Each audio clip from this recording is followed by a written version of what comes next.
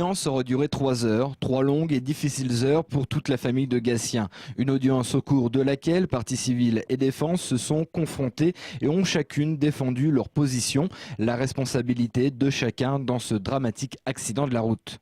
C'est certes le procès de la violence routière, je dirais gratuite, quotidienne, celle qui est basée, vous savez, sur ce petit geste qui fait qu'on ne fait pas attention, ou on va penser passer alors qu'on ne peut pas passer, ou aller un petit peu plus vite, ou aller un peu au-delà, et qui fait que malheureusement ça peut se terminer à la morgue ou dans un hôpital. Le père de Gatien, qui depuis 3 ans attendait ce procès, ressort du tribunal déçu. Le procureur de la République a demandé la peine planchée pour le prévenu, 2 ans de prison ferme. Ce qu'on a dans la tête, c'est toujours de la déception, parce que même si effectivement aujourd'hui le procureur a été de notre côté sur ce qui est arrivé à Gatien, on en ressort quand même une faible sanction, même si a priori, d'après ce que j'en ai compris et m'en a dit mon avocat, c'est quelque chose...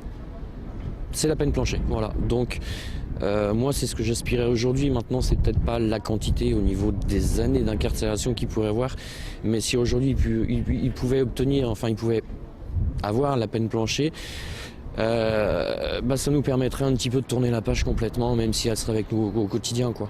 Autre émotion pour Thierry Robert, voir pour la première fois l'auteur des faits, la personne qui a percuté son fils âgé de 17 ans en 2009. Voilà, là ça a été du concret, on l'a eu en face de nous ça démonte, ça démonte. C'est quelque chose qui est très difficile à vivre parce qu'il y a eu aussi sa réaction d'aujourd'hui qui était, comme je l'ai dit, complètement irresponsable. Il a essayé de fuir. Ce malheur est partagé par de nombreuses personnes. La famille, des amis sont venus par dizaines au palais de justice. Je pense que c'est très important. Dans ces moments-là, on se sent seul, complètement démuni et même si on ne remplace pas ce qu'aujourd'hui il a perdu, c'est-à-dire vraiment son fils, on ne remplace pas tout ça, mais on essaye d'aider, d'apporter un soutien. Un procès dont le jugement a été mis en délibéré lundi prochain.